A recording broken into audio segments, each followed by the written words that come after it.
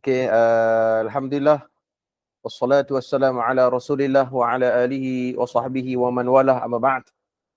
Pertama sekali syukurkan Allah Subhanahu wa taala kerana Allah berikan kesempatan kepada saya dan tuan-tuan untuk sama-sama kita berbincang ya dan membaca berkaitan dengan kitab Al-Manarul Munif fi Sahih wal Dha'if karangan Al-Imam Ibn Qayyim Al-Jauziyah rahimahullahu taala. Jadi insya-Allah kita meneruskan perbincangan kita pada malam ini iaitu pada muka surat 24. Dalam buku kita ni 24 lah, kalau tengok dalam teks ni 23. Ya, pada bahagian yang kedua iaitu berkaitan dengan kelebihan lafaz zikir.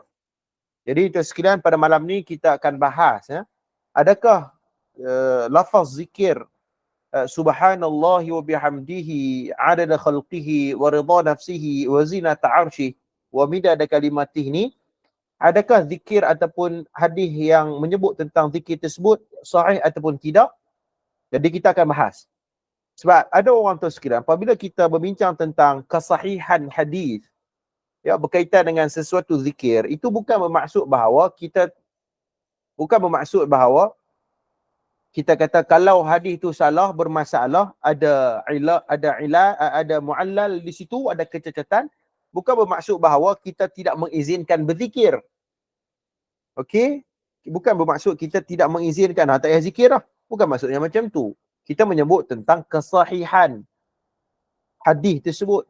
Adapun lafaz zikir ni kadang-kadang ada riwayat yang lain. Yang menyokong ataupun kita kata terdapat dalam riwayat yang lain yang menyebut tentang hadis tersebut. Jadi kita apabila menyebut tentang satu hadis, kita membincang tentang kesahihan sanadnya dan juga kesahihan matan dia. Baik, tuan-tuan sekalian, bahagian yang kedua ni subhanallahi wa bihamdihi adada khalqihi wa ridha nafsihi wa zinata arshih wa midada kalimatih, yang bermaksud maha suci Allah dan segala puji baginya berbilang-bilang makhluknya sesuai keredaan dirinya, seberat arasnya dan sebanyak dakwat firmannya. Ya.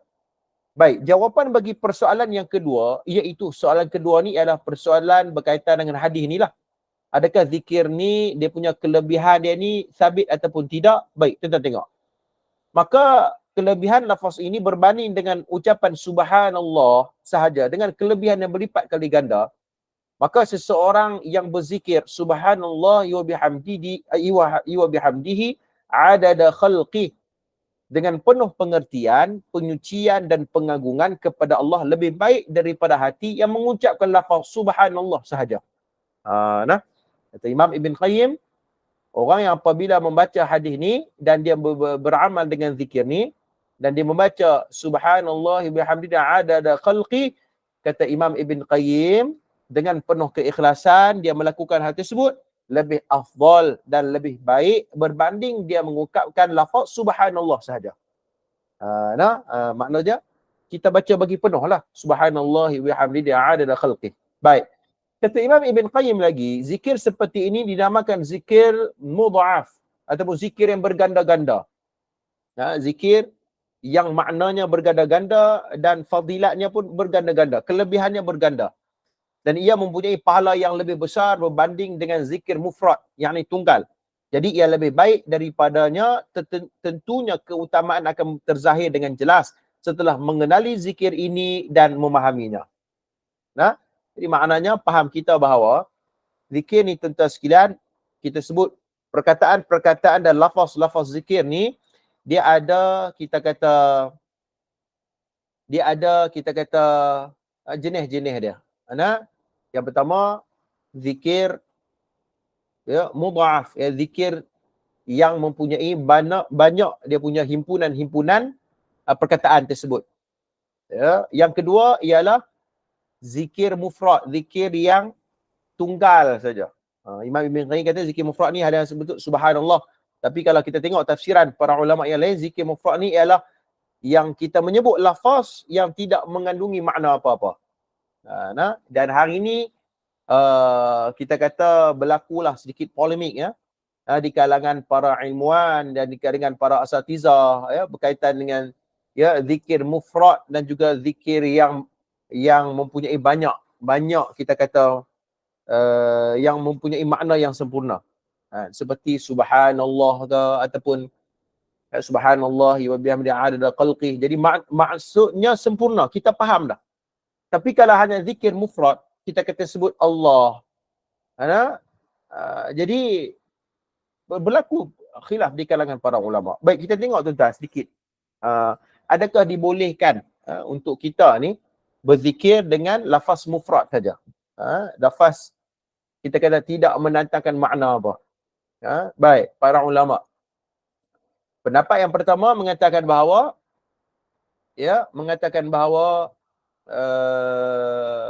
dibolehkan.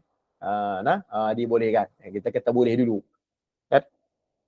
Berasaskan satu dalil daripada Al-Quran, daripada hadis Nabi, la taqumus sa'ah hatta la yuqala fil ardi Allah Allah. Hadis riwayat Imam Muslim. Jadi maksudnya kelompok yang pertama yang cuba menghalalkan ataupun cuba untuk membolehkan lafaz berzikir dengan lafaz mufrad ni, mereka bersandarkan sebuah hadis riwayat Imam Muslim yang bermaksud tidak akan berlaku kiamat hingga tidak ada yang mengucapkan di atas muka bumi Allah ini dengan kalimat Allah Allah Allah. Betul sekiranya. Jadi dia kata kalau jadi bila masuk nak berlaku kiamat ni, maksudnya orang tak sebut Allah Allah. Jadi Allah tu merujuk kepada zikir mufrad. Okey, mereka yang berpegang kepada dalil ni membolehkan menyebut tentang zikir-zikir mufrad ni Allah Allah Allah ni. Namun tuan-tuan sekalian, kalau kita tengok syarah hadis seperti Al-Imam An-Nawawi dalam syarah An-Nawawi ala Sahih Muslim, apabila mensyarahkan hadis ni la taqumus sa'ah hatta la taqula fil ardi Allah Allah, itu merujuk kepada di akhir zaman ni di mana penduduk dunia tidak lagi menyebut nama Allah, yakni tidak mengagungkan Tuhan.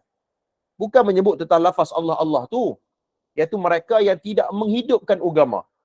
Ni kata Imam Nawawi dalam syarah Al-Minhaj.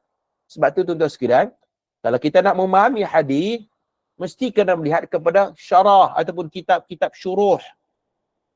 Supaya, dan kitab syuruh ni pun, kitab syarah hadis ni pun mestilah kitab-kitab yang berautoriti, yang ada authenticity, keaslian dan juga apa orang panggil, keaslian dan juga siapakah ulama yang berautoriti dalam mensyarahkan hadis tu? Imam Nawawi. Dalam syarah Sahih Muslim, Imam Nawawi yang berautoriti, dan ada lagi lah ulama lain, tapi yang sangat terkenal syarah Imam Nawawi rahmatullahi alaih. Maka subhanallah, itu pendapat yang pertama. Namun pendapat yang kedua tuan sekalian, iaitu pendapat yang mengatakan bahawa zikir Allah itu tidak memberi sebarang makna. Jadi kalau nak berzikir ni, jangan zikir dengan menggunakan lafaz mufrad. Maksudnya dengan bermakna mestilah dengan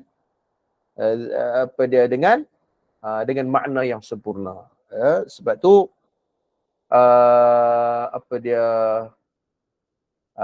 dan pendapat ini dipegang oleh Al-Imam Ibn Taymiyah rahmatullahi alaih.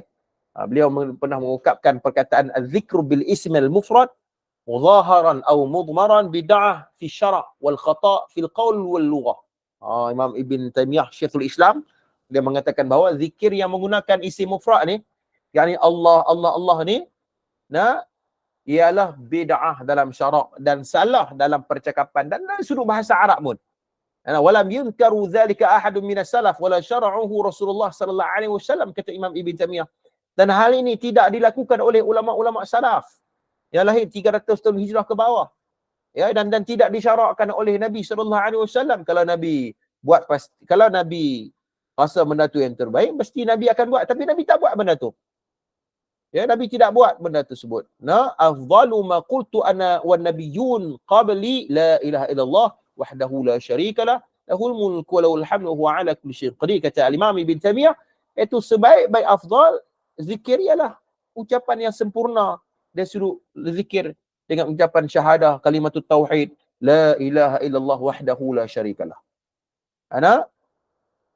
Dan hal ini juga disebut oleh Al-Imam An-Nawawi dalam Al-Fatawa Al-Kubra wal-Adhkar lin-Nawawi wa alaihi fala yajuz nashru hadzal kalam wala al-amalu bihi. Ini siapa kata? Imam Nawawi. Ni anda kata duk ikut mazhab Syafi'i, Imam Syafi'i, tengok Imam Nawawi kata apa? apabila berbincangan tentang zikir mufrad ni. Imam Nawawi kata wa alaihi fala yajuz nashr hadzal kalam wal amalu bihi. Tidak disyarakkan ataupun tidak, kita kata tidak boleh, ya, apabila kita berzikir dengan mufrad dan beramal dengan dia. Ini. Dan apabila kita menyebut dalam hal yang sama, ya, Syekh Saleh Fauzan hafizahullah taala, ya, yang mengatakan bahawa hadza min bid'ah. Ini dia keras sikit lah. Dia kata bid'ah lah qira'at asma'ullahul husna ba'da salawatu i'tiyad dzalik. Itu sekilas dalam Al-Muntaqa min al-Fatwa Al-Fauzan. Ya, beliau kata ni bid'ah lah. Kan sebut Allah saja ni. Jadi apa dia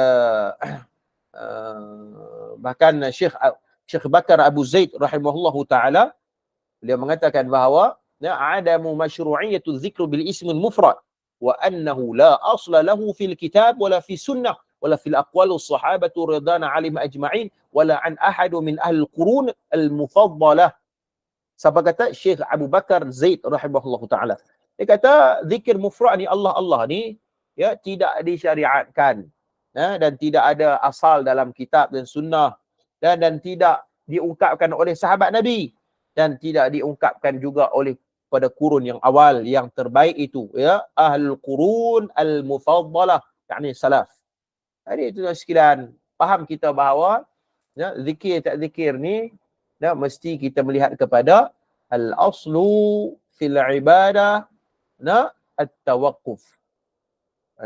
Al-aslu fil ibadat al-hadaru atau tawaqquf, kata ulama fiqh. Asal bagi ibadat ni adalah haram ataupun tawakuf, melainkan ada nas daripada Al-Quran dan hadis Nabi SAW. Itu boleh. Kalau kata nak mereka-reka saja, tak boleh. Mesti kena ada dalil, kerana ini melibatkan amal ibadat. Ya, tawakuf dulu, melainkan ada dalil ataupun nusus syar'iyah daripada agama kita. Itu boleh. Tapi kalau tak ada daripada dalil, kita tak boleh. Tuan sekalian, kerana ini syariat. Apa dia, tuan sekalian, begitu juga apabila orang mengkaji tentang zikir-zikir ahli sufi ni, minta maaf tuan sekalian, ini disebut dalam kitab apa dia, Fiqhul Ad'iyah wal Azkar karangan Syekh Abdul Razak Al-Abbad. Beliau mengatakan bahawa, ya, orang-orang golongan-golongan sufi ini, tuan-tuan sekalian, kita kena mu'tadil. Golongan sufi ni, tuan-tuan, bukan semua salah, ya. Ada sufi yang kena dengan Quran Sunnah, ya, kita kata sahih, betul. Tapi kalau sufi yang menyimpang dengan Quran dan Sunnah, ya, dengan amal ibadat yang dilakukan oleh para sahabat dan sebagainya, kita kata sufi apa begitu. Ya, dalam kitab Fiqhul Ad'iyah wal Azkar, beliau mengatakan bahawa, ya, zikir paling afdal menurut golongan sufi ni, tuan-tuan, dia ada 3 golongan.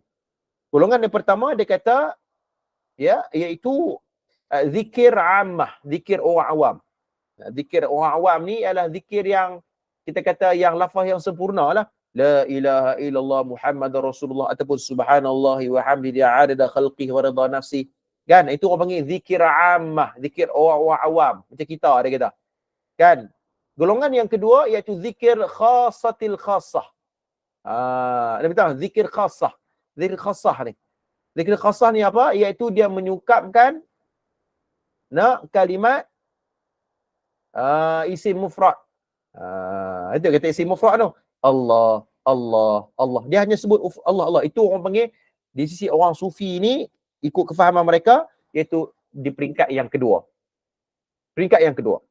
Peringkat yang ketiga iaitu zikir khassatil khassah. Zikir orang-orang yang paling utama. Ni mengikut kefahaman golongan sufi. Ni dalam kitab Fiqhul Ad'iyah wal Azkar. Saya ada kitab dia. Kitab ni, tuan-tuan. Fiqhul Ad'iyah wal Azkar. Karangan Abdul Razak bin Abdul Muhsin Al-Bazzar. Ini kitab ni, tuan-tuan. Beliau mengatakan bahawa itu zikir yang maqam yang tertinggi ialah dengan menyebut hanya zikir, kita kata menggunakan isim dhamir saja. Hu, ha, ha.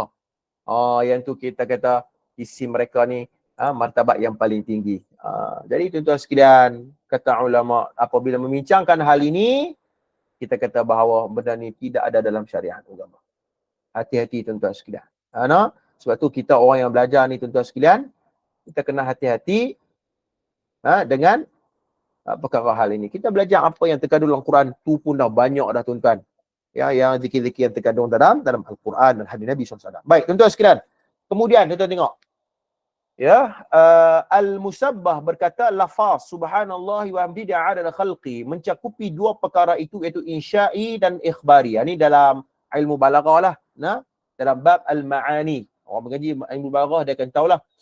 Uslub ikhbari dengan uslub insya'i. Uslub ikhbari ni senang mudah saya nak cerita bahawa lafaz subhanallah wa bihamdihi adada khalqihi ini merujuk kepada pengkhabaran tentang sesuatu yang telah menjadi hak Allah berupa tasbih.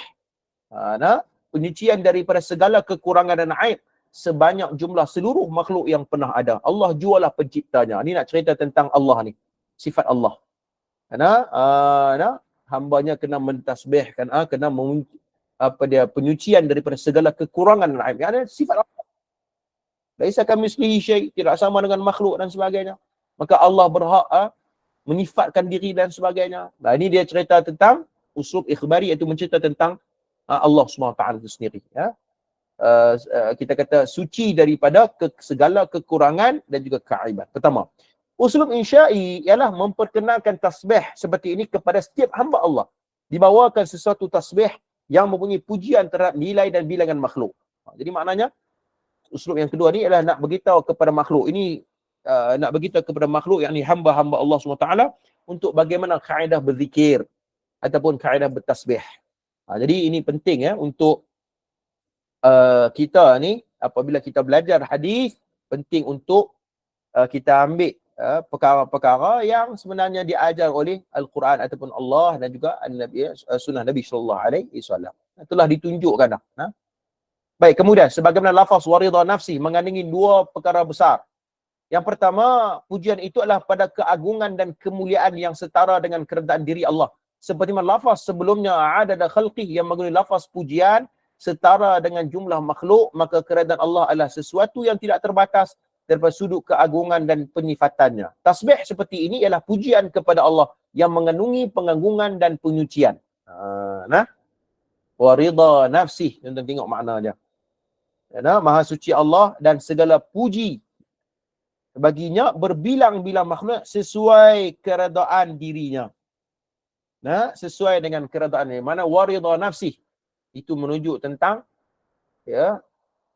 menyifatkan keagungan dan sifat Allah Subhanahu Wa Taala, bersih daripada keaiban, kekurangan dan sebagainya. Tuan-tuan sekalian, sebab tu apabila menyebut tentang tafsiran makna waridha nafsih ini, kata ulama ay hatta tarda nafsuhu subhanahu wa huwa amrun la muntaha lahu. Maknanya keredaan daripada Allah ni kepada dirinya, maknanya penyucian terhadap dirinya tuan sekalian ni tidak ada yang melebihi segala-galanya yang berada di muka bumi Allah ni. Ada orang kata dak akulah yang paling bersih ataupun akulah yang paling baik. Allah lebih daripada itu. Lebih daripada segala-gala apa yang ada dalam si makhluk ni. Sebab tu kata Al-Imam Ibn Qayyim, fatajdid al-makhluqat la muntaha lahu. Pembaharuan ataupun makhluk Allah ni tidak ada berhentinya. Itu merujuk kepada lafaz. Waridha nafsi ini merujuk kepada kesucian Allah Subhanahu Wa Taala. Baik, tuan-tuan sekalian. Jadi kita kata bahawa apabila menyebut tentang waridha nafsi, dia ada perbahasan. Lafaz nafsi ini iaitu merujuk kepada Allah menyebut tentang dirinya. Ada orang dia mentakwil, kata bagaimana Allah ni dengan zat dia berdiri macam mana, bersemayam macam mana. Kita kata bahawa lafzul nafs thabitullah ta'ala fi kitabihil karim wa fi sunnatin nabawiyyah as-sahihah wa walidha fala yusma'ul muslim illa itsbatiha. Nah, perkataan waridha nafsi itu sabit daripada Al-Quran dan juga hadis-hadis Nabi yang sahih. Dan sebagai seorang muslim apabila mendengar ayat perkataan tersebut, illa itsbatiha, melainkan kita kena isbat maknanya. Kena isbat maknanya. Contoh sekalian, sebagai contohnya, Allah menyifatkan diri dia. Wa yuhadzirukumullahu nafsah dalam surah Ali Imran ayat 28. Ya, Allah memberikan peringatan kepada kalian terhadap dirinya sendiri. Maksudnya Allah menyebut tentang dirinya. Ya, nafsahu, iaitu merujuk kepada diri Allah ataupun zat Allah itu sendiri. Maka kita ni apabila membincang tentang ayat-ayat yang membicarakan tentang zat Allah, kita kena pulangkan maknanya kepada Allah Subhanahu Taala sendiri. Sebab kita tidak tahu, kita manusia terbatas. Yang kita tahu hanyalah daripada qala Allah wa qala Rasul dan juga kalam-kalam salaf salih. Ya, kita tidak tahu nak memandai. Apatah lagi manusia pun kadang-kadang kita tersilap. Ini sifat Allah, zat Allah, zat Allah. Allah yang menyebut tentang yadullah dan sebagainya. Cuma ada takwilan-takwilan yang masih lagi dalam ruang lingkup yang dibenarkan oleh ahli sunnah wal jamaah, maka kita kata itu berlapang dada. Sebab kecenderungan orang ni kita tak sama. Kita tak boleh nak paksa orang, kamu kena ikut cara aku, kamu kena ikut. Benda ni susah ya, kecenderungan orang ni tidak sama. Jadi cuma kita sebut bahawa salaf ialah mereka yang tidak mentakwil. Maka isbat apa yang Allah sifatkan dengannya. Tetapi dengan syarat laisa kamitslihi syai'. Tangan Allah tidak sama dengan tangan manusia. Jelas, itu jelas. Ya, sama sekali tidak mentajsimkan Allah SWT. Sebab laisa kamitslihi syai'. Cukup dengan ayat tu. Sebab ada orang yang cuba untuk mentakwil pula. Mereka mengatakan bahawa tengok mereka ini golongan yang cuba menjisimkan Allah. La ilaha illallah. Kita dah kata dah laisa kamitslihi syai'. Cuma makna yadullah itu ataupun kita kata Allah yang menyebut hal itu sendiri dengan Quran. Takkan kita nak buang lafaz dalam Quran. Allah yang menyifatkan diri dia. Ya. Dan baru ni saya bertanya apabila berlaku polemik ya. Membincangkan tentang ayat-ayat mutasyabihat ni, ya Allah, daripada dulu hidup bincang letih dah. Saya bertanya kepada Dr. Ra'ud An-Nasri, saya bertanya kepada Profesor Dr. Syarah Qudah, baru kemarin saya tanya, dan beberapa lagi. Sebenarnya kita dah tahu, cuma kita nak sajalah, nak lepas rindu nak tanya doktor-doktor kita bersama mengaji dulu. Dia kata, ahli sunnah wal jamaah ni merujuk kepada al-Asy'ariyah, al-Maturidiyah dan juga al-Athar ataupun al-Hanabilah ataupun ahlul hadis ataupun salafi dalam konteks kita pada hari ini. Kan? Jadi salaf ni mereka maknanya boleh kepada Allah SWT dan mereka mengisbat apa yang terkandung dalam Quran dan hadis Nabi SAW. Adapun Asy'ariyah al-Maturidiyah mereka mentakwil kerana sesuai dengan kaedah pada zaman dan sebagainya. Sebab ada beberapa kelompok pada hari ini yang cuba untuk nak guna bearing, untuk dia kata dah salah dulu pun takwil juga. La ilaha illallah, takwil macam mana?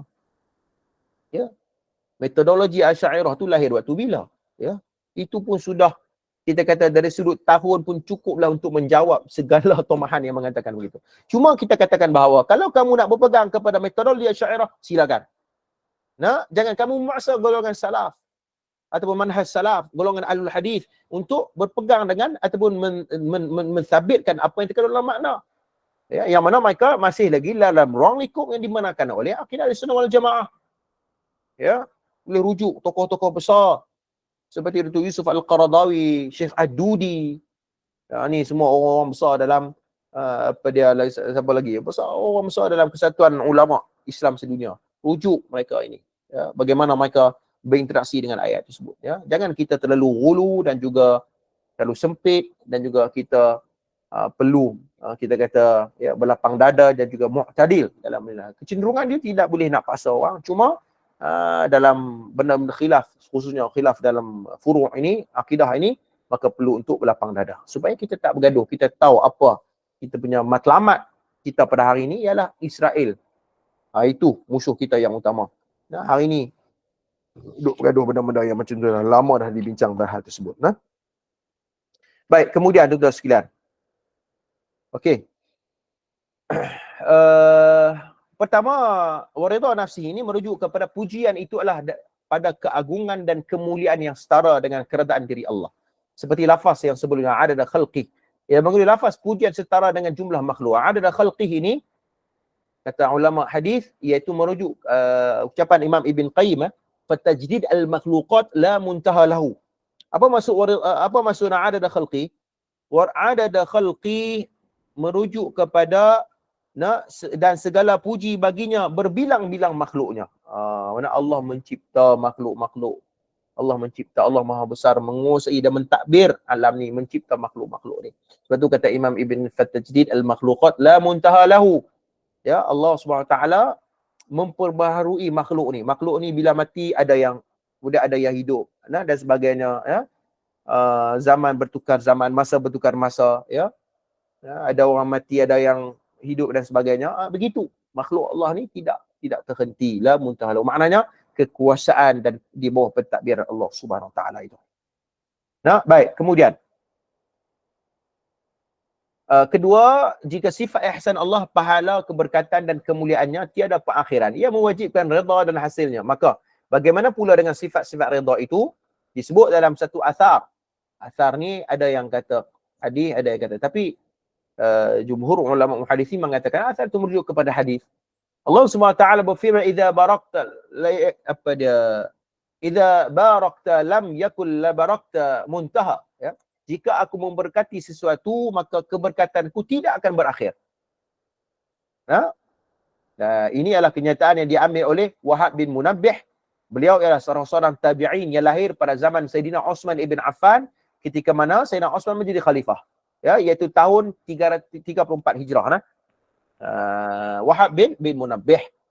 Baik, jika itu keadaan sesuatu yang diberkati, bagaimana dengan sifat pada zat yang daripada sana sumber keberkatan? Maknanya tuan-tuan, apabila maknanya sebut tentang keberkatan Allah ni, bila Allah bagi keberkatan kepada seseorang hamba, maka ia tidak akan berakhir. Muntaha, la barakta muntaha. Makna tidak berakhir. Allah akan bagi. Sebab ada orang tuan-tuan sekalian, bila kita pinjam duit dekat kawan kita, kan, kemudian kita nak pinjam lagi. Boleh tak aku nak pinjam lagi duit ni? Dia kata, aku tak ada duit dah. Aku pun berhutang orang. Terhad. Tapi kalau Allah nak bagi keberkatan kepada seorang hamba, maka tidak ada hak dia. Allah akan bagi. Kalau Allah nak bagi, Allah akan bagi keberkatan. Keluasan rezeki dan sebagainya. Dan apatah lagi, kata ulama, kata Imam Ibn Qayyim, apabila menyebut tentang keberkatan itu datang daripada Allah Subhanahu Wa Taala. Zat yang mempunyai keberkatan itu, pastinya kerana Allah SWT yang mencipta hal tersebut. Lagi-lagilah, lebih lagi apabila kita membaca zikir ini. Itu dia punya kelebihan. Baik, redha akan membuahkan kecintaan, ihsan, pemurah, kebaikan, keampunan dan kemaafan dan kasih sayang. Tuan-tuan sekalian, maknanya dengan kita membaca zikir ni tuan-tuan, Imam Ibn Qayyim kata, ia akan mendatangkan redha daripada Allah, dan redha itu akan membuahkan kecintaan. Itu kata pentingnya zikir ni tuan-tuan. Sebab tu tuan-tuan, saya mengkaji tentang zikir. Kajian PhD saya, tesis PhD saya tuan-tuan berkaitan dengan zikir. Kan, ada beberapa asatizah tuan-tuan sekalian, dia mempertikaikan tajuk saya. Dia kata, lah nak buat apa nak kaji zikir lagi? Sebab Al-Imam Nawawi dah ada kitab Al-Azkar, nak kaji zikir buat apa lagi? Dia boleh kata macam tu. Tu yang kata ajaran-ajaran sesat duk guna zikir-zikir tu, tak mau kaji. Bukan? Masalah je, orang yang berzikir yang tidak berlandaskan syarak itu perlu kena ada, maknanya orang yang mengkaji tentang macam mana nak memberikan kefahaman yang sebetulnya, ya, kepada orang yang berzikir pada Allah. Dia kata nak berapa gaji dah, Al-Azkar dah ada dah. Bukan macam tu. Kalau tidak macam mana perkembangan ilmu? Ya, macam mana kalau tidak berlakunya golongan-golongan sesat yang merujuk kepada zikir-zikir yang batil. Jadi kena ada ilmuwan dan juga para asatizah untuk menulis dan menjawab hal dan persoalan yang berlaku hari ini. Tuan sekalian. Jadi jadi hal ini perlu untuk kita lihat. Maknanya apabila kita berzikir, kesan itu akan mendatangkan kecintaan kita kepada Allah, ihsan, ya, pemurah, kebaikan, keampunan dan kemaafan dan kasih sayang daripada Allah Subhanahu Wa Taala. Jadi ini penting ya. Sebab tu tuan sekalian, saya membaca kitab ni. Saya beli kitab ni di Mekah baru ni. Kitab ni ditulis oleh Syekh Dr. Bakar bin Abdullah Abu Zaid rahimahullahu taala, yang disyarahkan oleh Fadatul Syekh Al-Allamah Muhammad bin Salih Al-Utsaimin ghafarallahu lahu wa walidayhi wa lil muslimin. Beliau menulis tentang bagaimana seorang penuntut ilmu yang sejati ni. Dia kajilah, dia belajar, dia hurai, dia berkatakan bahawa mereka yang belajar ni tuan-tuan sekalian ialah hasil dan kesan kepada belajar ialah khasyatullahi ta'ala. Oh, takut pada Allah, rasa cinta pada Allah, kasih sayang pada Allah, mengharap keampunan daripada Allah. Bukannya semakin dia tinggi ilmunya, semakin membongkak, sombong dan juga angkuh terhadap ilmu yang dia ada. Jangan macam tu. Kita belajar, semakin banyak kita belajar, semakin kita takut pada Allah. Semakin kita jaga lisan kita, tulisan-tulisan kita, respon kita, maknanya kita membalas ya orang mentohmah kita macam mana kita membalas dengan sikap yang macam mana. Jadi hal ini perlu kita lihat. Saya dah tengok dalam medsos arus perdana kita pada hari ini, ialah masing-masing nak memperjuangkan school of thought ataupun madrasah pemikiran masing-masing, ya. Puak ni buat macam ni, puak ni macam ni. Masing-masing dia ada dia punya pendiriannya. Tapi ingat, apabila menyebut tentang akhlak dan adab ini merentasi mazhab, merentasi school of thought, merentasi kita kata madrasah sekolah pemikiran ini. Sama ada kamu Asy'ariyah, sama ada kamu Syafi'i, sama ada kamu Hanbali, sama ada kamu Salafi, adab dan akhlak itu merentasi segalanya. Karena hal ini disebut dalam sebuah hadis, laisal mu'min bit-ta'ani wala bil-la'ani wala bil-fahsya wala bil-bada'i. Nabi beritahu siap-siap dah. Ya, berkaitan dengan ya, seorang muslim tidak dinamakan seorang itu orang muslim, orang mukmin, ya, ucapan mereka selalu menghina, mengherdik, memaki hamu dan sebagainya. Jadi kita duk mengaji hadis ni, sekiranya jaga supaya kita tak terjumus dalam, kerana kesan kepada ilmu, lianna aslul ilmi khasyatullah azza wa jalla. Ni siapa kata? Shalih Utsaimin.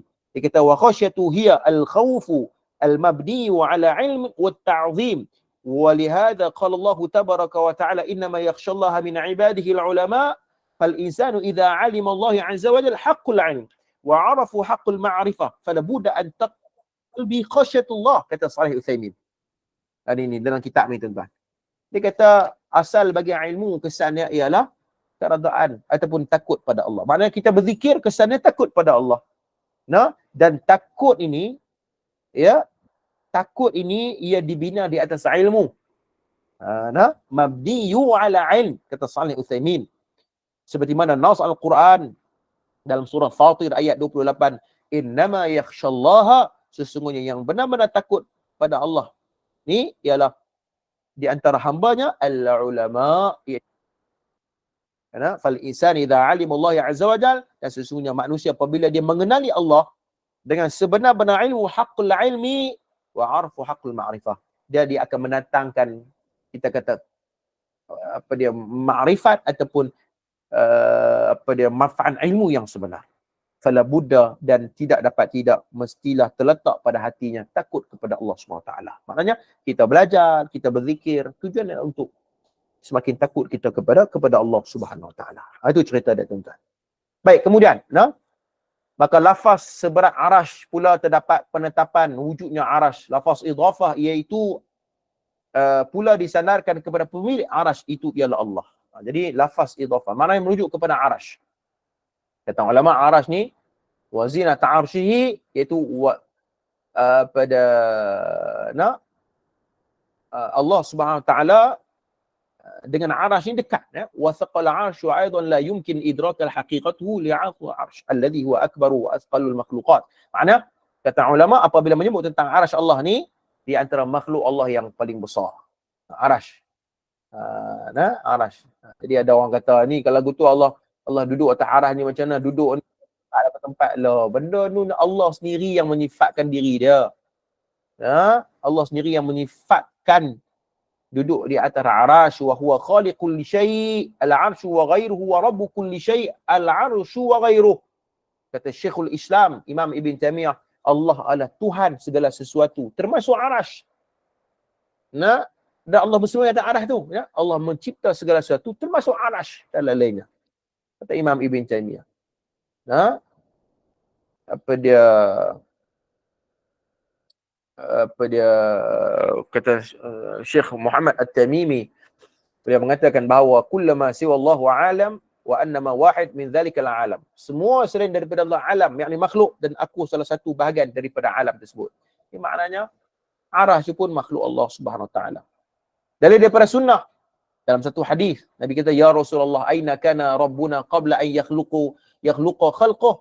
Qala kana fi amai ma fawqahu hawa'u wa ma tahu hawa'u thumma khalqa 'arshuhu 'ala al-ma'. Wahai Rasulullah, di mana dulu Tuhan kita sebelum mencipta makhluk-makhluknya? Kemudian Nabi bersabda, dia berada di amma, ataupun tidak ada di atas dan di bawahnya udara. Kemudian dia menciptanya arash di atas air. Thumma khalaqal 'arshahu 'ala al-ma', 'arshahu 'ala al-ma'. Ijma' ulama. Muhammad bin Uthman bin Abi Shaybah, beliau mengatakan bahawa thumma tawatarat al-akhbar anna Allah Ta'ala khalqul 'arsh fastawa 'alaih. Ya, berita tentang Allah mencipta arash ni dia sampai ke level mutawatir. Mutawatir ni kira mesti beriman dengan arash Allah SWT ni.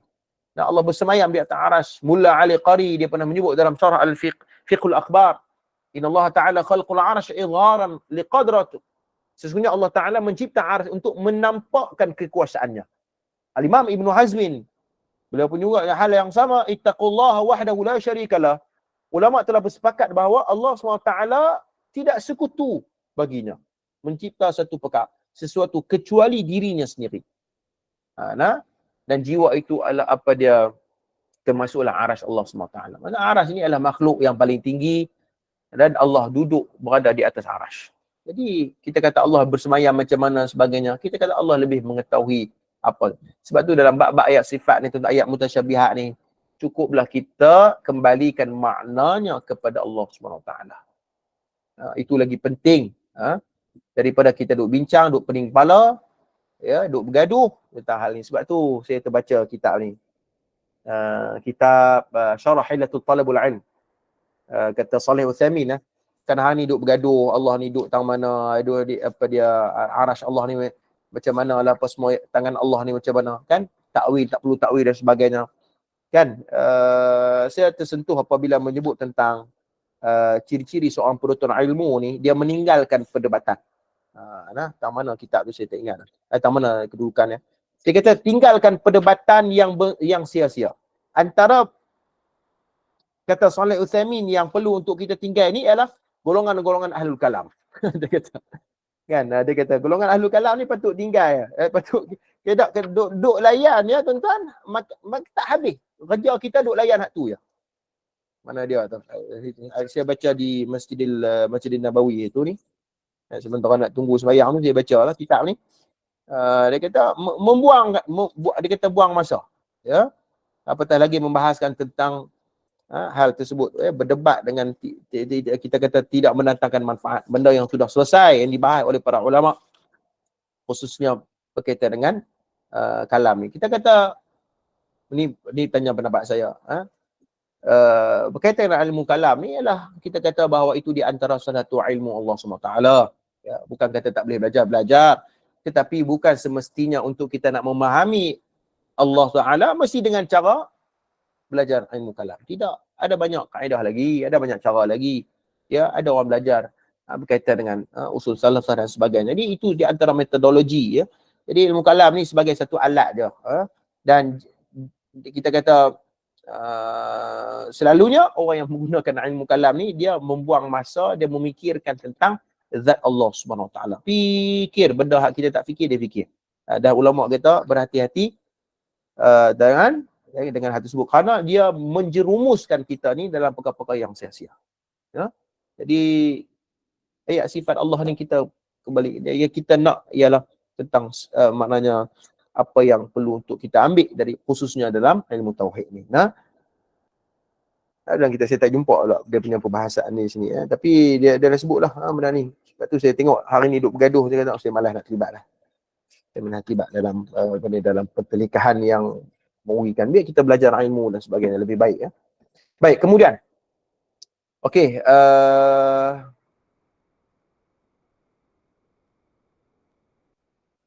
baik. Lafaz wabida da kalimati lebih umum dan merangkumi 3 jenis gandaan sekaligus. Hal ini demikian kerana banyaknya dakwat yang digunakan untuk menulis kalimah Allah tidak terhingga kadarnya sifat dan bilangan. Maknanya ini merujuk kepada ilmu Allah. Ilmu Allah ni luas. Di bawah ilmu Allah SWT luas. Allah lebih berkata innallaha ala kulli syai'in. Allah mengetahui segala-galanya. Nah, Allah lebih mengetahui segala-galanya ilmu. Sebab tu Allah berikan pinjaman ilmu kepada kita, hanya pinjaman saja. Tapi di bawah ilmu Allah tu lebih jauh daripada hal itu. Nah, sebab tu apabila kita membaca doa apa yang diajar oleh Nabi SAW, Nabi ajar kepada kita untuk kita kata ya hayy ya qayyum, kan? Doa riwayat Al-Bukhari tu, ya hayy ya qayyum bi rahmatika astaghith aslih li sya'ni kullah wa la takilni ila nafsi tarfata ain, kan? Doa itu ia memberi kesan kepada kita bahawa seolah-olah nak menggambarkan bahawa kita ni lemah, kita ni tak ada apa, kita serah pada Allah, Allah yang lebih mengetahui segala-galanya. Tu ni kita kata bahawa perbahasan Imam Ibn Qayyim Al-Jauziyah dalam kitab Al-Manarul Munif apabila membincangkan tentang zikir subhanallah wa bihamdihi adada khalqihi ni. Baik, tuan-tuan, dalam Al-Quran tuan-tuan boleh baca sendirilah. Saya lajukan sikitlah. Baik.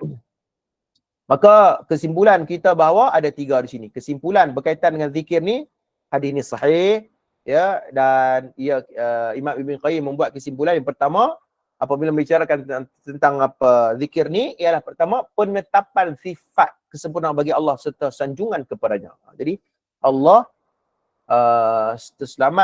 selamat daripada sifat kekurangan dan keaiban. Jadi manusia kita makhluk ni banyak kekurangan. Allah sempurna. Nah, adanya yang kedua rasa cinta kepada Allah dan redha terhadapnya. Maknanya bila kita baca zikir ni ia akan mendatangkan rasa cinta dan mengharapkan redha daripada Allah. Yang ketiga, apabila digabungkan kalimah tahmid ini bersama tasbih dan penyucian dalam bentuk yang paling sempurna, paling besar nilainya, paling banyak bilangannya, sifat paling baik, kemudian hamba tersebut menghadirkan hati bagi memahami maknanya, maka ia akan menjadi tasbih yang paling indah dan terbaik dan tiada tandingannya. Ni yang ketiga ni. Yang ketiga ni penting lah. Imam Ibn Qayyim nak ajar kepada kita bahawa zikir ni biarlah dengan makna yang sempurna. Kita sudah bahas pada awal tadi ni, iaitu dengan lafaz mufrad, kan? Lafaz mufrad tadi ni ya, dia sebut Allah tapi apa maksudnya? Tak. Dia hanya kita kata tidak mendatangkan makna yang sempurna. Jadi kalau nak berzikir, zikirlah dengan lafaz yang membawa makna yang sempurna. Seperti tasbih yang kita belajar hari ini. Subhanallahi wa bihamdihi adada khalqihi wa ridha nafsihi wa zinata arshihi wa midada kalimatihi. Ini di antara zikir yang boleh kita beramal ya dalam kehidupan kita. Wallahu a'lam. Habis berkaitan dengan bahagian yang kedua. Baik, tuan-tuan sekalian, kita masuk sikit bahagian yang ketiga, kemudian kita buka soalan. Baik, tuan-tuan sekalian, bahagian yang ketiga ini iaitu berkaitan dengan hadis ni. Siyami thalathati ayamin min kulli syahrin ta'dulu siyama syahri. Hadis ni. Hadis ni macam mana kita nak berinteraksi dengan hadis ni? Baik, apa maksud dia?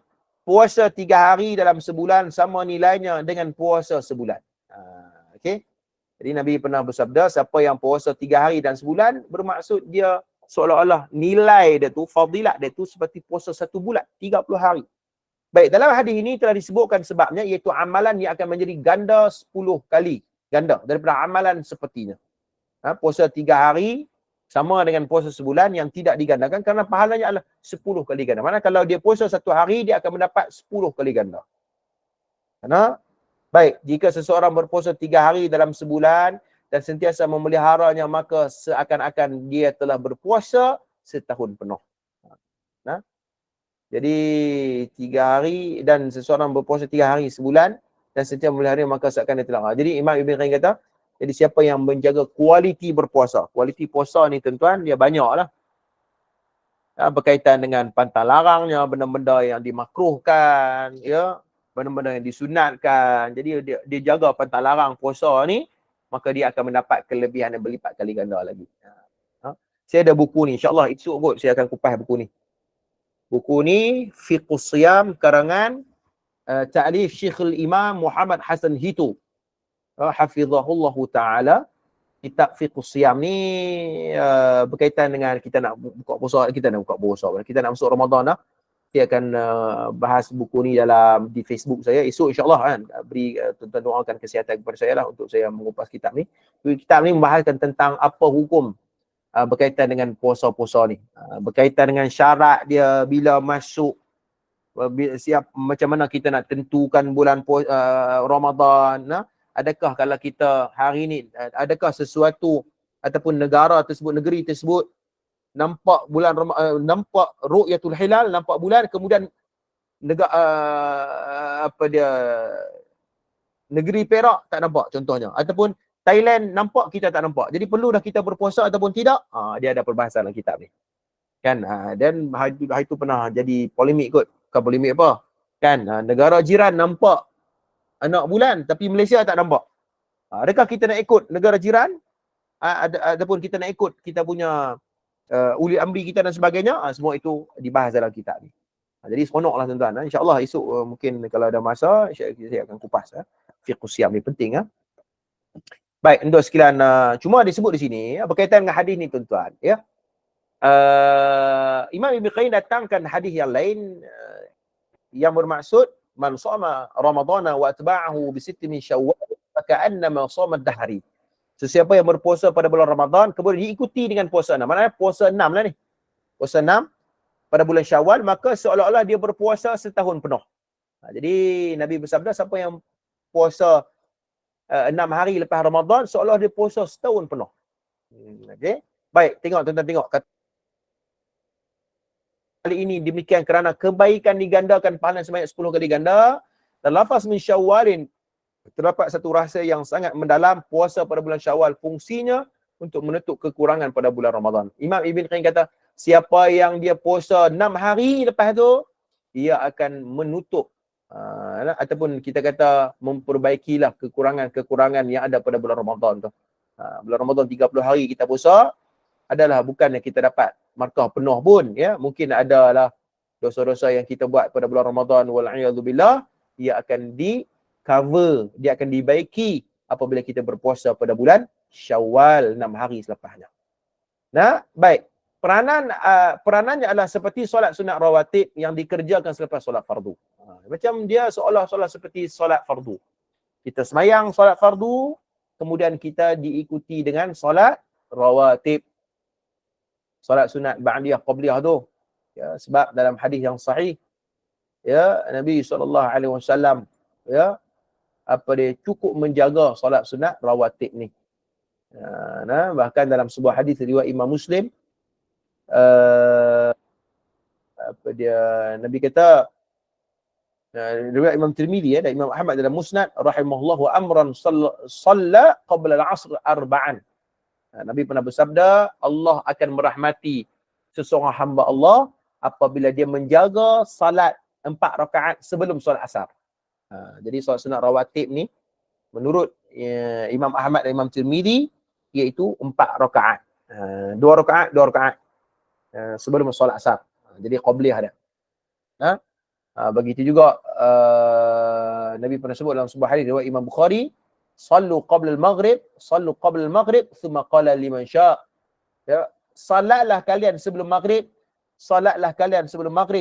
Kemudian beliau berkata yang ketiga kalinya bagi sesiapa yang menginginkan untuk melakukannya. Maknanya Nabi ni hampir tak meninggal solat sunat rawatib ni. Solat sunat rawatib. Maknanya kerana apa? Supaya kita kata solat rawatib ni lah kita kata membantu kekurangan kualiti solat fardu kita tu. Solat fardu kita tu tak kualiti, ada yang tak khusyuk dan sebagainya. Solat sunat kita tu dia akan membantu kita. Jadi macam tu. Baik, dalil ini telah digunakan oleh orang yang mengatakan mustajab atau harus berpuasa sepanjang tahun melainkan 2 hari raya dan hari tasyrik. Jadi ada orang yang berpendapat bahawa dia berpandukan dalil ni. Okay, berpuasa ni, Ya, pada bulan berpuasa ni kita siyam salatah ayyamin kulli syahr ta'dulu siyam syahran. Ya, ada orang berpendapat bahawa afdal dan mustajab kalau kita berpuasa tiap hari sepanjang tahun melainkan hari raya dan hari-hari tasyrik. Dia takwil macam tu. Dia takwil macam tu, tuan-tuan. Jadi para ulama apabila membahaskan tentang apakah hukum kita berpuasa pada tiap hari, dibahaskan oleh para ulama, para fuqaha, disebut sebagai yaumud dahr. Yaumud dahr. Ya, di mana saya melihat kepada pembahasan itu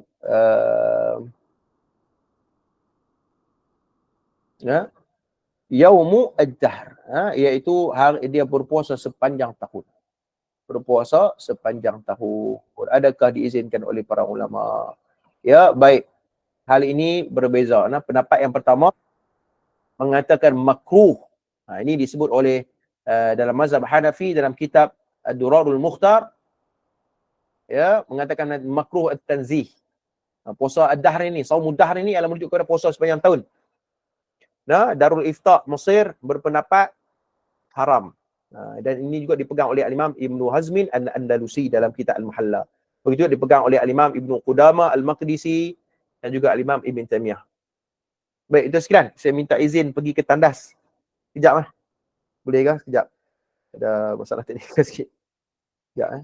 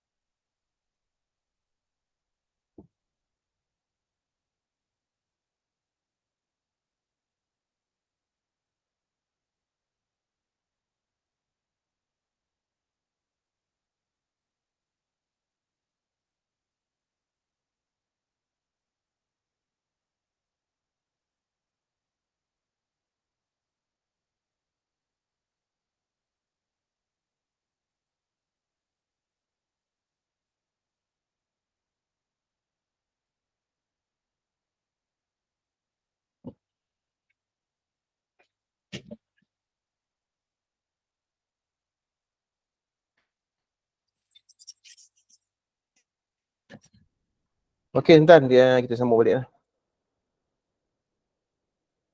Okey, baik. Kat mana tadi?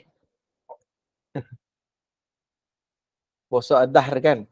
Okey, baik. Para ulama berbeza pendapat berkaitan dengan puasa ad-dahr ini. Pendapat yang pertama mengatakan makruh ditanzih, ya. Dipegang oleh mazhab Hanafi, dan Ibnu Qudamah menyebut hal yang sama. Namun berasaskan dalil sebuah hadis riwayat Imam Bukhari Muslim, la shoma man shoma abad. Tidak ada puasa bagi orang puasa selamanya. Jadi mereka berasaskan dalil inilah. Jelas lah.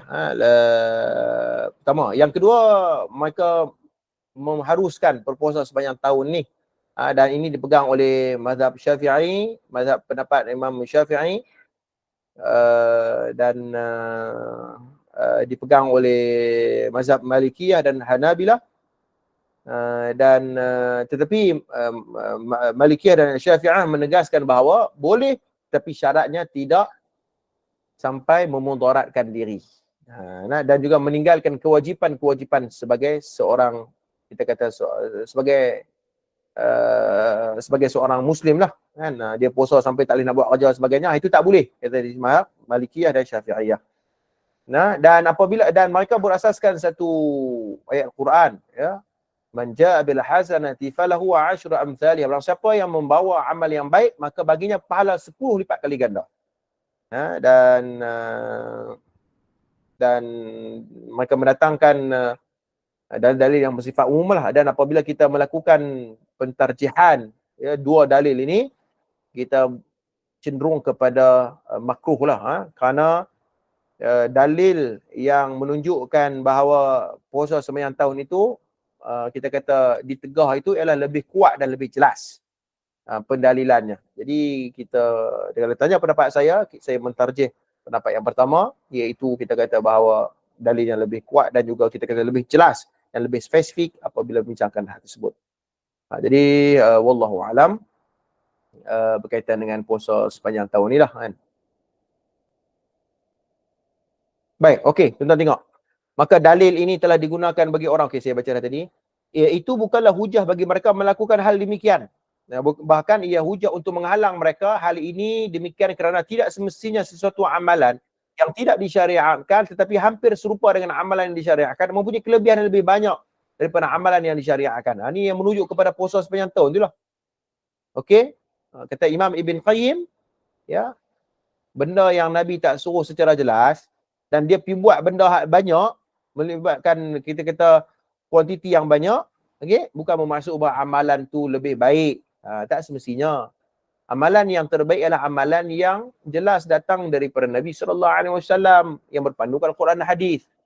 Apatah lagi, ya, ada sesuatu dalil ataupun nusus syar'iyah, dia mentakwil dengan takwilan yang salah. Ini pun penting juga tuan-tuan sekalian. Kan? Bila kata ustaz, kami ada dalil, ustaz, kami ada dalil. Betul. Macam mana dalil yang kamu faham? Ya, pendalilan kamu tu macam mana?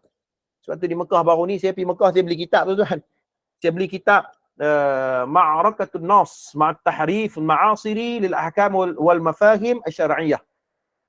Kitab ni dikawal oleh Dr. Fad bin Saleh Al-Ajlan. Ada tulis kitab berkaitan dengan macam mana berlaku at-tahrif ataupun al-inhiraf, al-bi'atul hadirah lil inhiraf. Berlakunya penyelewengan dalam memahami nas ataupun memahami dalil. Dia pun pakai dalil juga tapi takwil macam-macam sampai takwilan yang baik, yang salah. Ya, di antara salah satu sebabnya kata ulama iaitu dengan cara bagaimana untuk kita berinteraksi dengan hal tersebut iaitu at-tashkik fil yaqin. Mestilah kita menyoal tentang kepastian tersebut. Jadi kalau kita nampak macam tak apa nak betul ni tuan-tuan, kita at-tashkik fil yaqin. Kita persoalkan dari sudut kepastiannya, kesahihannya. Itu salah satu kaedah dia. Bukan terima ya, macam berkaitan dengan ya maula yang keturunan Nabi tu kan. Oh, dengar kata keturunan Nabi tu, wih terima, cium tangan kupas hudang. Kan? Kan? Tengok-tengok skema wala'iyadzubillah kan.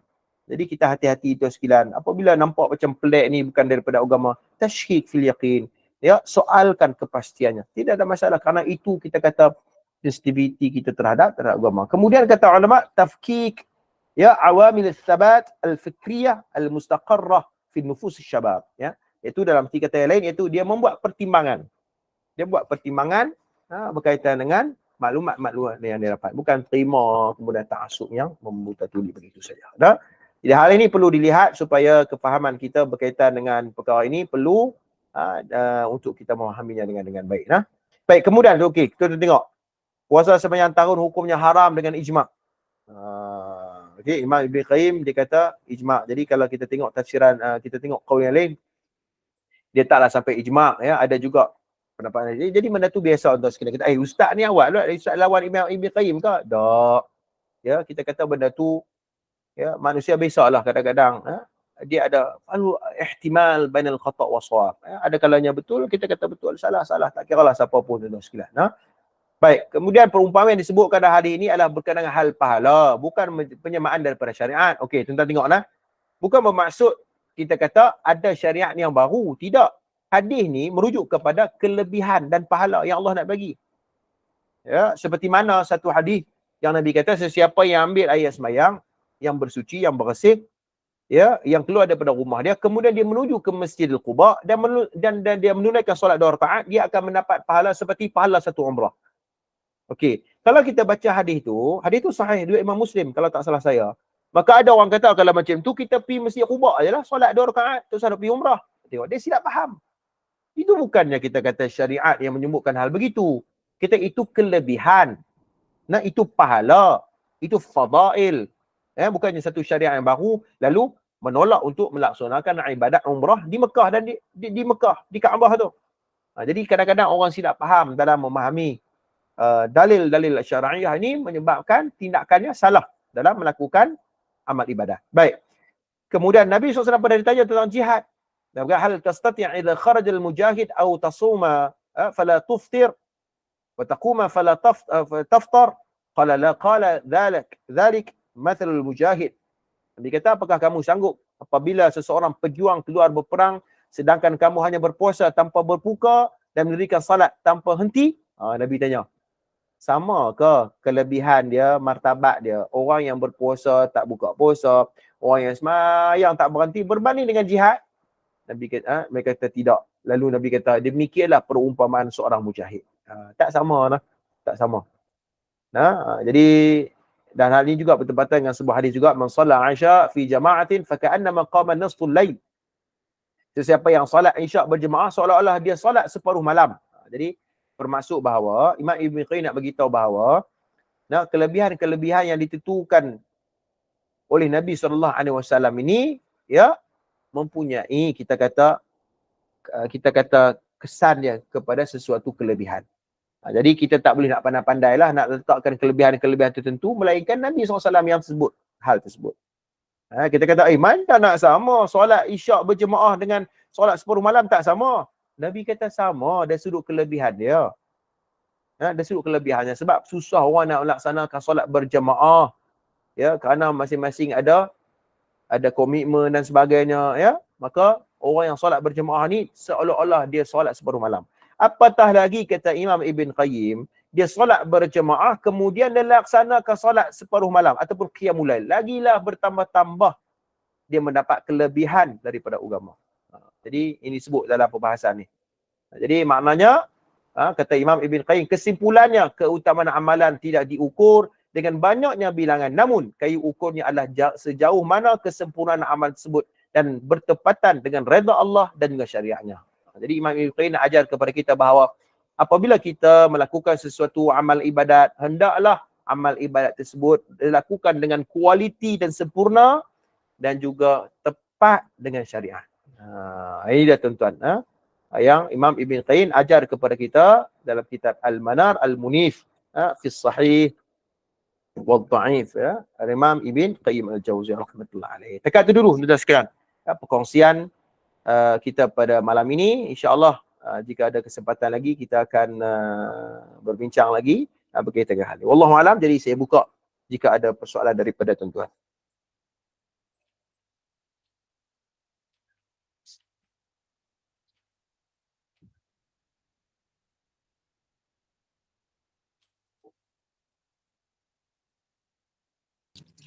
Assalamualaikum Ustaz. Alhamdulillah, ya, ya. Tanya puasa apa? Abiyak hari putih kan? Ya.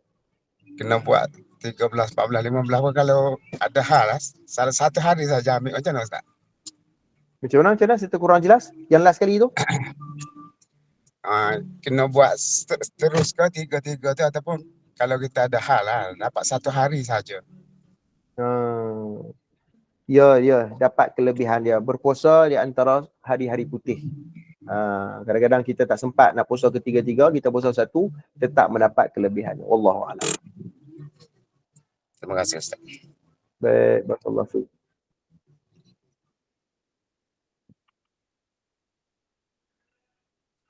Assalamualaikum. Salam, ya, ya. Saya Cikgu Rashid ni. Ya, cikgu, ya.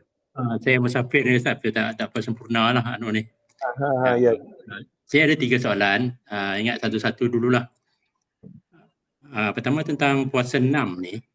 Setakat semakan saya lah. Mungkin saya salah.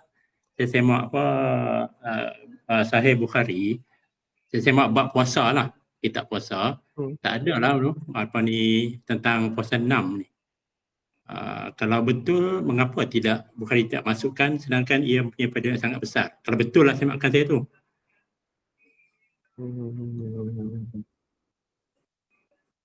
Itulah soalan saya Ustaz. Okey. Puasa 6, maksudnya kalau tidak ada dalam Sahih Al-Bukhari bermaksud kita kata seolah-olah Imam Bukhari tidak mengutamakan kan. Maksud tidak mengutamakan puasa 6 tu lah. Kalau kata penting, kalau kata dia tak tahu mustahil pula kan. Kalau betul lah semakan saya tu, saya tengok ni, mungkin saya salah. Kalau tengok dalam hadis-hadis yang lain berkaitan dengan puasa 6 ni, ada hadisnya. Tak semestinya apa yang ada dalam Bukhari yang tidak ada dalam Bukhari bermaksud tidak menjadi syariat, ya.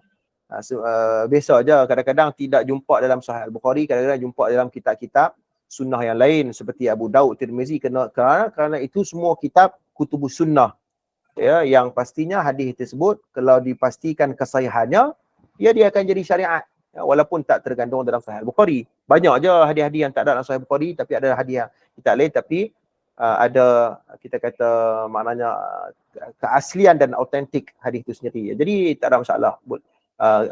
Ada hadis yang lain riwayat Imam Muslim, ya, man shama ramadhana thumma atba'u sita min syawal kana kasiyamud dahr. Hadis riwayat Imam Muslim, Nabi sebut dah hadis Imam Muslim pun kuat, ya. Tapi kita barang siapa puasa pada Ramadan kemudian sudi dengan puasa 6, maka dia akan dapat kelebihan puasa sepanjang tahun. Jadi saya jawab soalan, walaupun ada perbahasan ulama berkaitan dengan hukum puasa 6 ni, Imam Malik kata sampai makruh, tetapi ulama-ulama, jadi benda tu kita kata khilaf di kalangan para fuqaha dalam mengambil istidlal ataupun menginterpret sesuatu nas tersebut. Jadi kita sebagai ni, kita melakukan pentarjihan dan kita tengok mana satu yang lebih dekat dengan kaedah ilmu dan kita mentarjih sesuatu kali tersebut. Itu bagi orang pengajian ilmu lah. Bagi orang awam, kalau tanya pendapat saya, cukup berpandu dengan kita kata ulama-ulama mazhab. Sebab dia tak sempat dah belajar nak buat macam mana. Tapi kalau orang talabul ilm, penuntut ilmu, dia tahu tentang perbahasan hadis dan sebagainya, ya, kita kata tak ada masalah kalau dia mentarjih, ya, sesuatu hukum tersebut. Wallahu a'lam.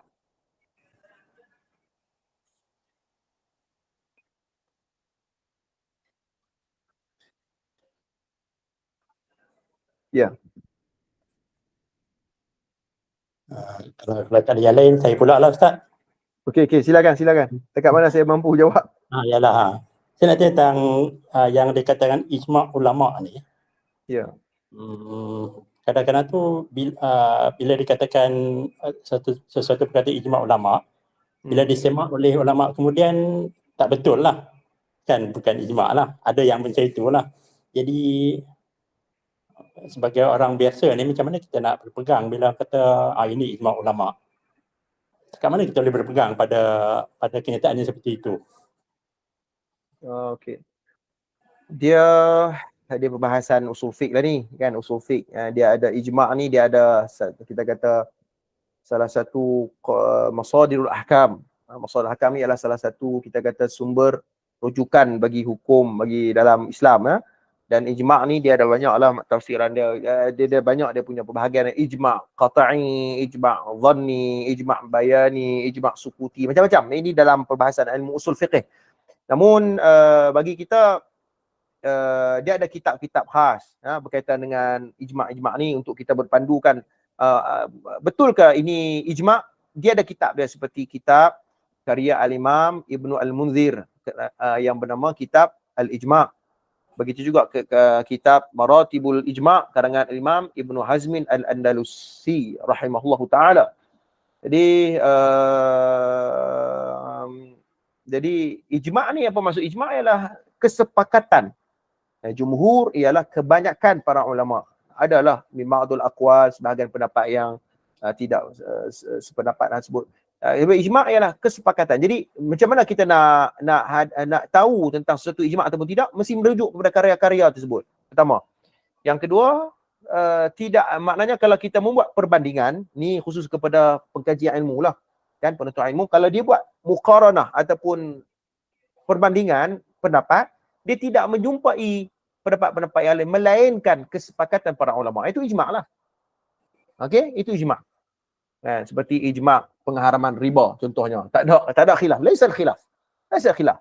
Tapi kalau ijma', tapi kalau perbahasan berkaitan dengan jadi itu tak boleh tentang permasalahan fiqh yang banyak tu.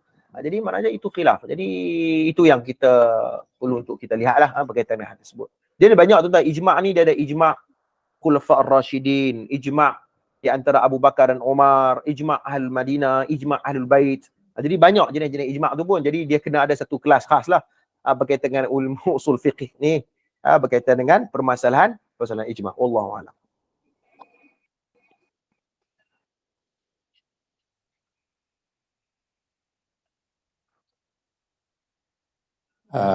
Ada yang lain Ustaz? Kalau itu yang terakhir lah kot. Ya, sila. Kalau boleh lah. Ya, sila. Tentang tadi Ustaz ada sebut tentang keturunan Nabi lah, yang kita kata Habib datang ni kan. Salah seorangnya lah Habib Umar ni. Di Indonesia ada Ustaz yang mengulas tentang Habib Umar ni. Dia kata yang mengaku keturunan Nabi yang 7 ke 38. Dia ulang kata kalau 38 tak boleh sampai keturunan Nabi. Yang boleh sampai 50 keturunan boleh sampai. Itu antara hujahnya lah. Dan saya pun ada buat sedikit rujukan lah. Dalam wiki saya tengok Habib Umar ni dia pernah datang ke Malaysia bagi ceramah Madani lah, ingat ceramah Madani yang baru ni. Dia ni penubuh Tarim di Yaman, Madrasah Tarim lah. Mungkin Ustaz tahu tentang Tarim ni? Yaman.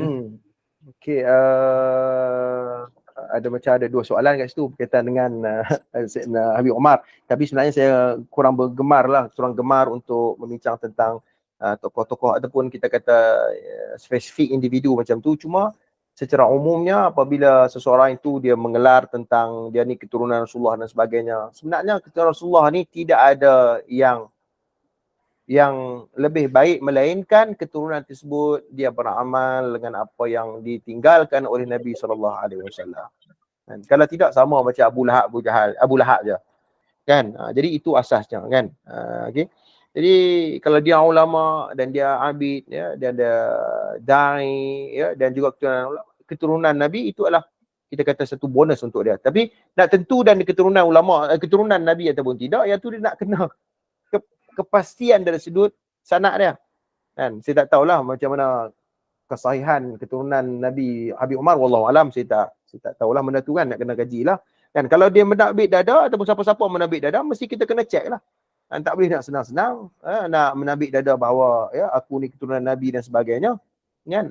Jadi nak kena check betul dari sudut dia. Kalau tak salah hari ni ada satu badan yang menjaga ketulinan sanad khususnya keturunan Nabi ni kan.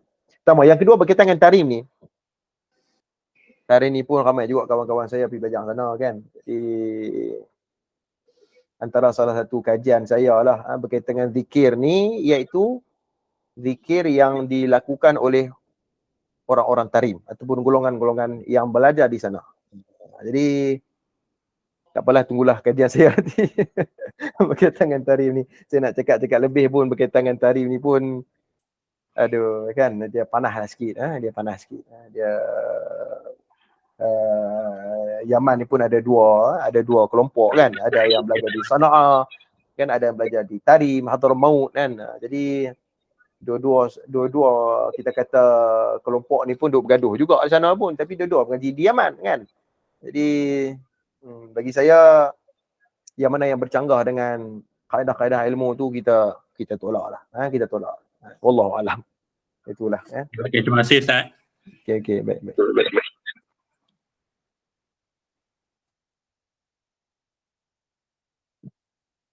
Okey, kalau tak ada apa, terima kasih semua atas perhatian tuan-tuan ya. InsyaAllah pada pertemuan akan datang kita bincang lagi ya berkaitan dengan kitab Al-Manarul Munif karangan Al-Imam Ibn Qayyim Al-Jauziyah rahimahullahu taala. Mudah-mudahan kita mendapat manfaat yang banyak berkaitan